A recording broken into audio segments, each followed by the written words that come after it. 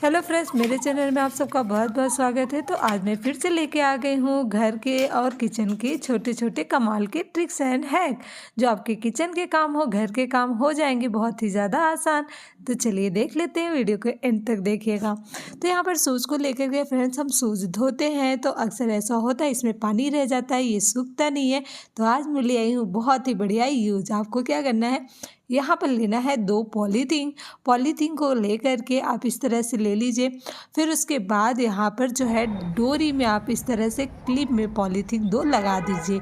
फिर इसके बाद यहाँ पर सूज को इस तरह से टांग दीजिए। इससे जो सूज में है पानी सारा गिर जाएगा और सूज आपका अच्छे से सूख जाएगा और बहुत कम टाइम लगेगा और सूज गिरेगा भी नहीं, क्योंकि हम ऐसे रखते हैं ना, जैसे रख दिया तो सूज गिर जाता है। तो देखिए कैसे कैसे टिप टिप पानी गिर रहा है।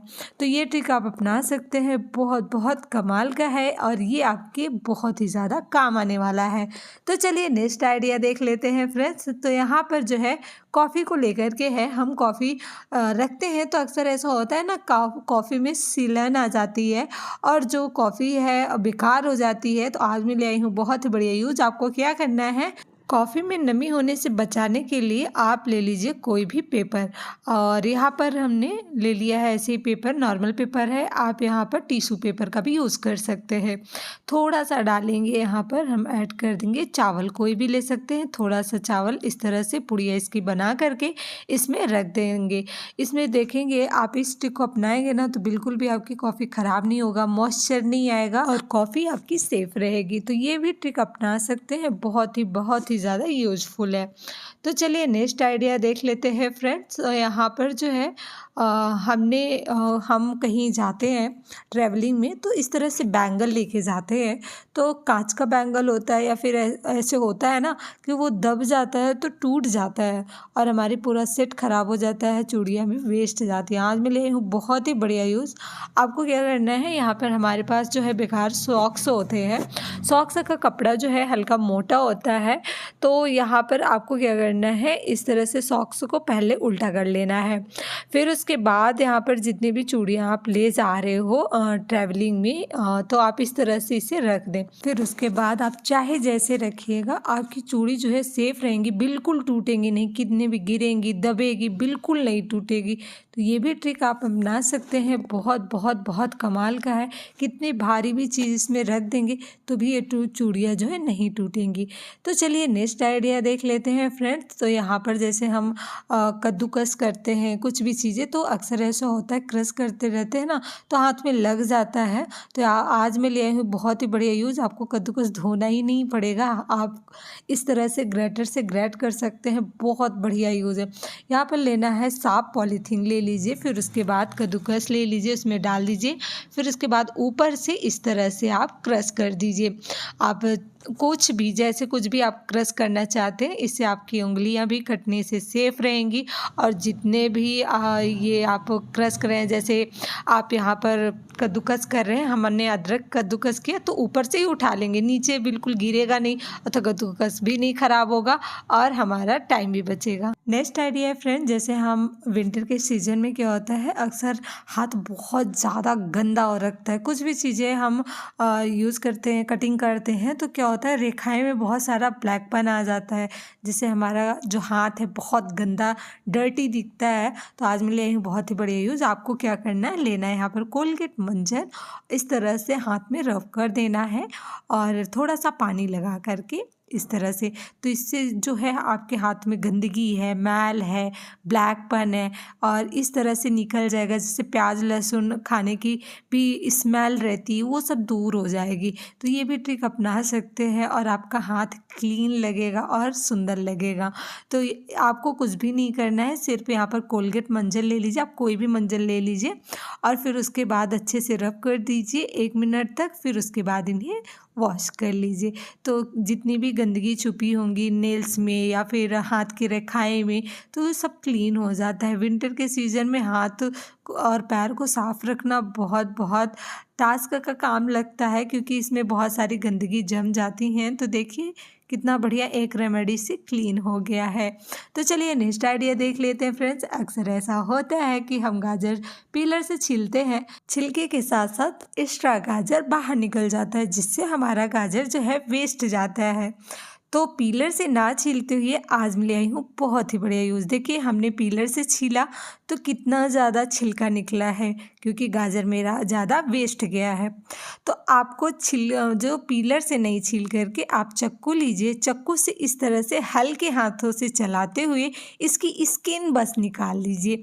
इससे आपका जो है गाजर वेस्ट नहीं जाएगा, बहुत ज़्यादा मोटा पार्ट गाजर का नहीं निकलेगा। तो देखिए जो हमने पीलर से छीला कितना ज़्यादा छिलका निकला, और हमने यहाँ पर चक्कू से हल्का सा इसका स्किन निकाली, इतना सारा निकला है। तो ये भी ट्रिक आप अपना सकते हैं। नेक्स्ट आइडिया फ्रेंड्स, यहाँ पर हम लाइटर यूज़ करते हैं डेली किचन में। तो अक्सर ऐसा होता है हम गंदे हाथों से छू लेते हैं तो लाइटर हमारा गंदा हो जाता है, डर्टी सा लगता है और इसकी शाइन चली जाती है।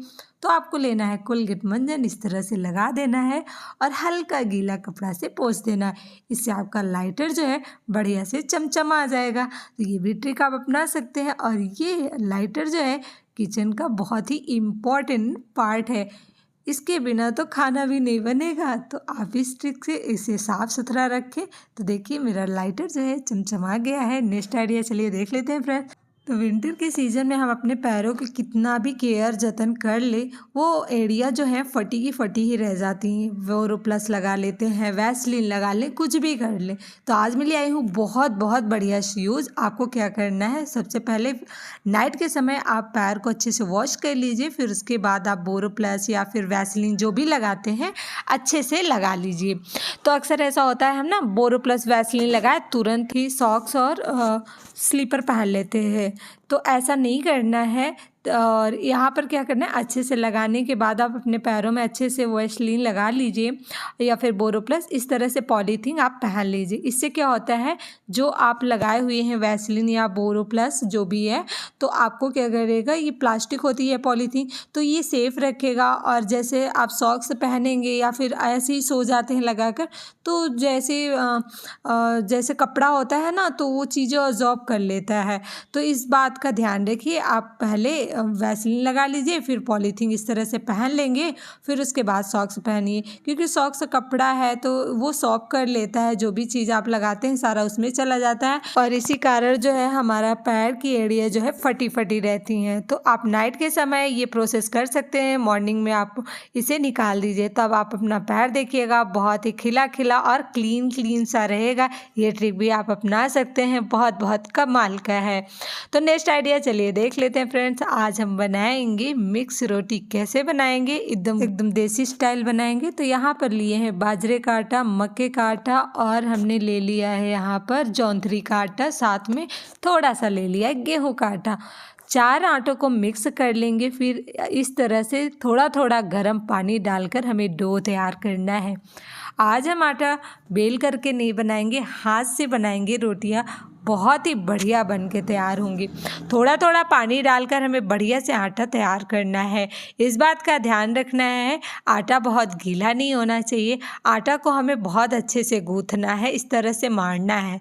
तो पानी का छींटा देते देते हुए हमें आटे को गूँथना है, कुछ इस तरह से। जितना अच्छे से गूँथे रहेंगे रोटी उतनी ही बढ़िया बन के तैयार होती है। मेरे ट्रिक से बनाएंगे तो आप बिगनर है, बैचलर है, जो भी है, आप बहुत ही आसान तरीके से देसी स्टाइल घर में ही आप बना सकते हैं। तो यहाँ पर आटा को हमने गूँथ लिया है कुछ इस तरह से। इसे रख देते हैं ताकि फूल जाए 5 मिनट के लिए। 5 मिनट बाद हम आटा को चेक करेंगे और फिर उसके बाद वापस से गूँथ लेंगे।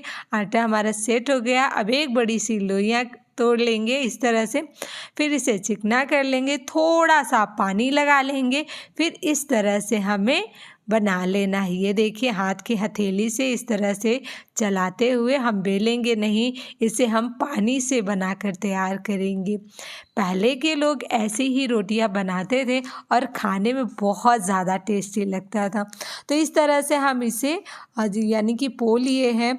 अब यहाँ पर हम क्या करेंगे, इन्हें हम इस तरह से सेक लेंगे। तो गैस पे हमने तवा चढ़ा दिया, तवा अच्छे से गर्म हो जाएगा तो हम इन्हें लो फ्लेम में, बहुत मध्यम फ्लेम में उलटते पलटते तक सेकना है। इस बात का ध्यान रखना है, मध्यम फ्लेम ही रखना है, फ्लेम को हाई और मीडियम बिल्कुल नहीं करेंगे। थोड़ा सा सेकने में इसे टाइम लगता है लेकिन ये खाने में बहुत ही लाजवाब आता है। तो ऐसे हमने सारी रोटियां बना ली है।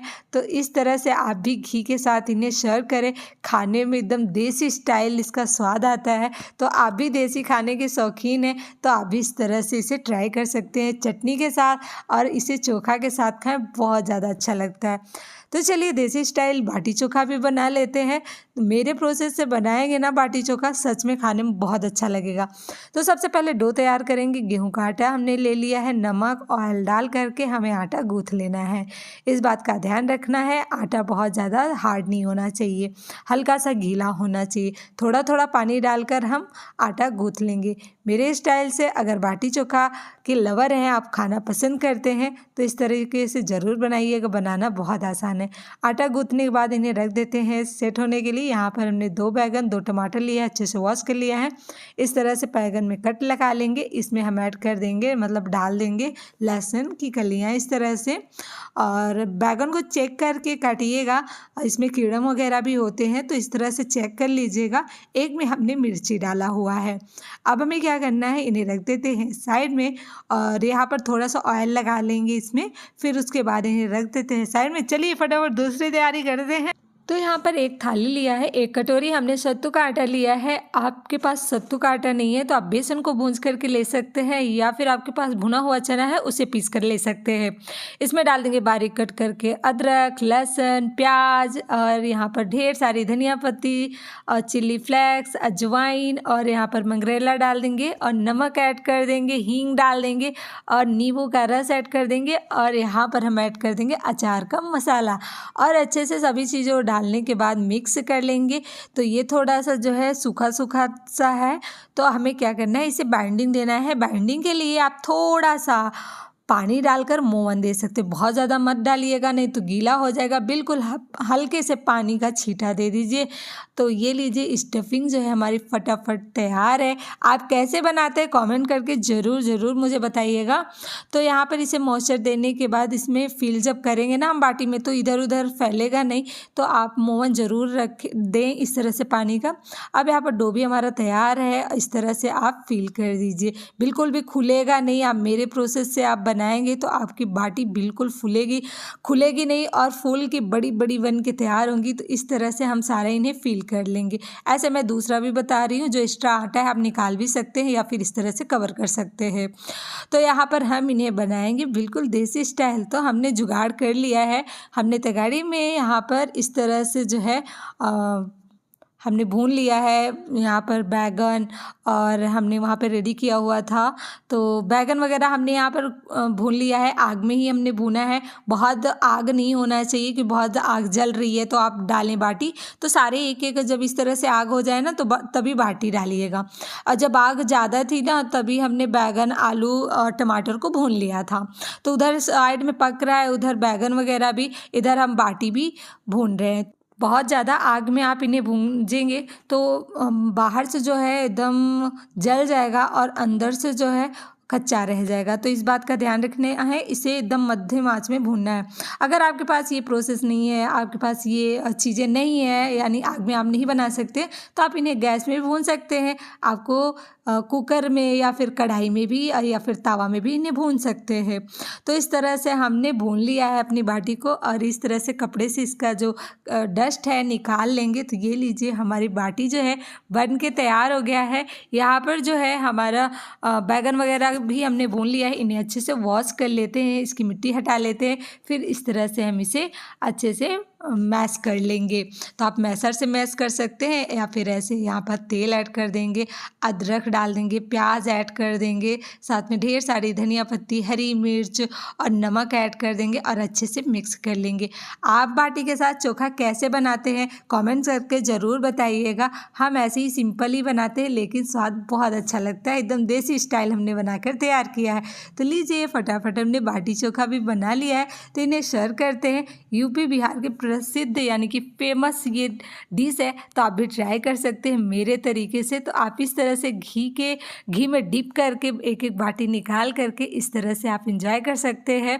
तो एक मैं तोड़ के दिखा रही हूँ, बहुत बहुत अच्छी लगती है बाटी चोखा जो है, मेरा फेवरेट है। तो आप भी इस तरह से ट्राई करिए और मेरी वीडियो, मेरी मेहनत अच्छी लगे फ्रेंड तो ज़्यादा से ज़्यादा लाइक शेयर सब्सक्राइब करें और हमें सपोर्ट करें। Thank for watching.